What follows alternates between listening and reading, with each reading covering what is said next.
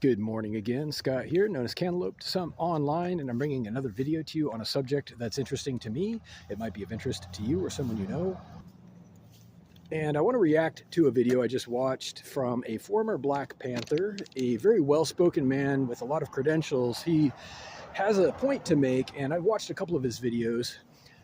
His point in this video is regarding the current strife and upheaval in America by the public towards and against the authorities and or the government, and vice versa. He's talking about how in his time when he was younger there were a lot of riots and violence, and it had an unexpected result. He wants to be clear in his video that the result was not positive. It created an opportunity for the government to roll back the good things that it had been doing, and the majority of the cost fell on the communities and the people who are trying to defend themselves. He says in his video, a quick summary before I get to my point, that the way forward is through patience and connecting with authorities as family members and community members over authorities as such, because those ties run deeper, he says. He says they are primarily and most pointedly family members and community members first, and they are employees of the government second. So you have to think about that before you form your strategy.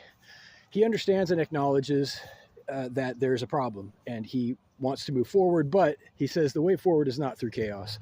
So my point is that there is an assumption here. I want to first of all acknowledge his video as being positive and helpful. I always appreciate a vote for peace, but even in his time, it's notable that there were multiple conflicting views that were also valid, such as that of the late great Reverend Dr. Martin Luther King Jr.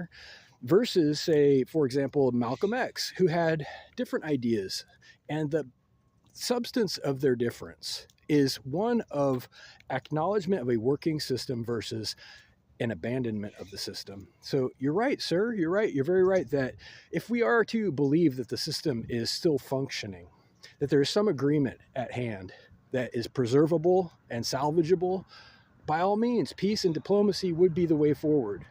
But as Malcolm X said himself, there's a point beyond which you are forced to defend yourself by any means necessary. And I'm sure that rings a bell.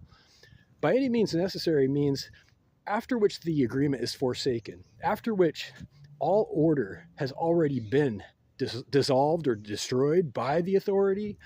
You don't have anything left but violence. That's all you have, and it becomes, unfortunately, the only choice that you have left. So the question becomes, what is salvageable? I think it's realistic, it's appropriate and called for to ask the question, what is salvageable of our agreement with the federal government? You tell me. Reach out with questions or comments to whitehotrobot@gmail.com.